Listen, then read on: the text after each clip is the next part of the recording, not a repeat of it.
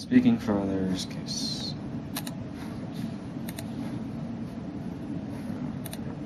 Yeah. Okay.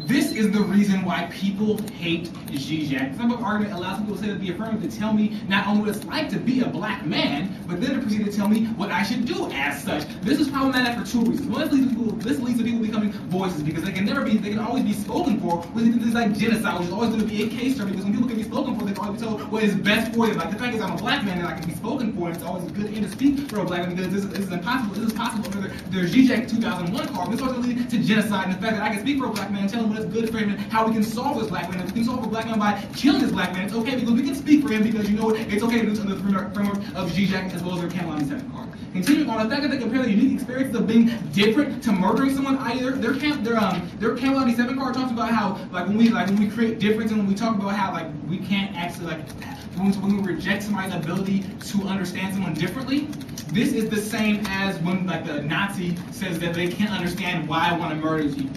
What the affirmative is doing is comparing the fact that people are different to the idea of a Nazi murdering someone. This is problematic for two reasons, because they have a negative connotation to the idea of difference, and the fact that the idea of difference is always going to be something negative that we should reject. This lack of understanding on the subject of this this example leads to people becoming slaves, because the fact that they can always say that they really know what someone wants and assign these things to them without actually ever having to convert, without actually having to have some kind of understanding of you, because they can always assign the fact that I can speak for this person. When you have the ability to speak for someone, just let you do anything you want to that person, as well as the fact that this leads to a feeling of paternalism and knowing what's best, which ultimately turns their patriarchy advantage, because this leads to more patriarchy. And the fact that we have a patriarchy society right now, in the patriarchy, the idea of patriarchy is based upon the idea that it knows what's best, and it knows what's best for itself, what's best for everyone, and that can assign these solutions to them. We're saying that they have this exact same idealism with speaking for others, and the fact that they can speak for others and assign solutions to these people. This is the exact same thing that patriarchy is. This is going to have to turn their advantages on patriarchy, because they increase this, and this is going to be a unique reason why I'm going to vote down even in the world of the post-plan fiat world, because they talk about how we have to give you a unique reason why the plan is a bad thing. The plan is a bad thing because it allows for genocide and it reintroduces and then it worsens patriarchy. As well as the fact they talk. Okay, that's fine. Going on the case.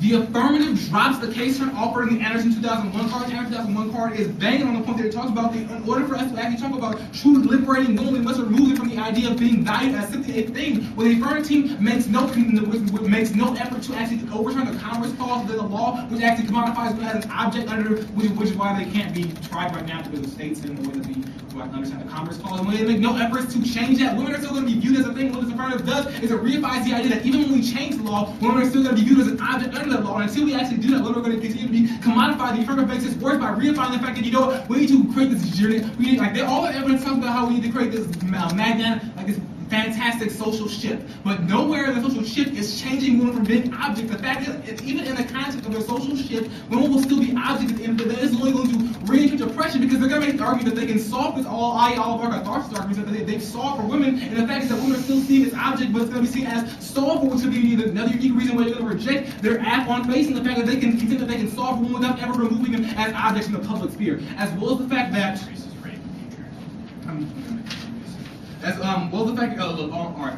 Then go to our Bowlander evidence. They ask a question in the process of how they can possibly make this worse, and they ask a really slanted question. And the argument that we're going to make here is that, look, the way that the app does this through VAWA is it creates an idea of rape hierarchization. And what it is like this: that there's certain types of rapes under VAWA which are going to be seen as rapes that fall under the consideration of VAWA, where they can do something about it in some remedy courts. However, there are going to be other rapes which they can do nothing about, which is going to create a hierarchy of rape, which rapes are valued, or which rapes are valued enough to be done something for, or which rapes are valued enough not to be done something for. The argument that we're going to make here that they make this worse by perpetuating this is the idea that they've solved women by implementing VAWA. The fact is that the things aren't going to be solved for, they're only going to reintroduce rape hierarchization. When they make the kind of they solve for shit, they damn better well have solved for shit, because when you make the kind of they've done something and you haven't done anything, all you do is make stuff work, because the exact same thing happens. People say, we don't need to do anything for women because we've already done something for women. This is the exact problem with the catharsis example. The catharsis example is that we have this ability that we've cleansed ourselves, because all the affirmative talking about how we can solve women. This is true. So there's fantastic shit, but the problem is at least only these problems intact, only reintroduce these problems that cause it to turn case. Now,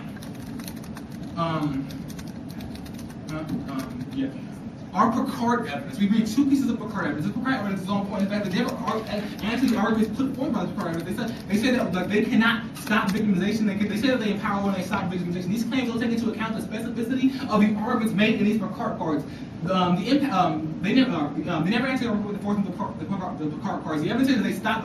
The impact of the evidence is that it's possible. The argument in this evidence says that it's impossible for women to have both agency and actually solve the world of what they see. What the way he does is it forces women to give up their humanism and their agency in order to win money, further subjectifying the idea that women's lives and experiences only have monetary value. This Picard card is banging on the point that it talks about how women are a double bond. The only way they can actually gain somebody actually having pity for them, somebody actually wanting to vote for them in the civil remedy cases that they appear totally powerless, without anger, traumatized, weak, the archetypal figure of a true victim under our guise of what a victim of sexual violence is. And when they don't make any changes to this archetype, when they perpetuate this archetype of making the only way to solve, all they're gonna do is lead to the genocide of people who are never gonna have the ability to actually fit under this archetype. This is they're gonna make the argument that this is really a link of the word victim. However, it's not a link of the word victim. They never take into account the matrix of what we really look towards power. Well, the second Picard card is on point. In fact, it talks about how power is actually a shifting matrix, not the monolithic terms that the affirmative makes it out to be. In fact, that they can really shift one way and solve power. Power is not just really monolithic terms. That's why you really need to know.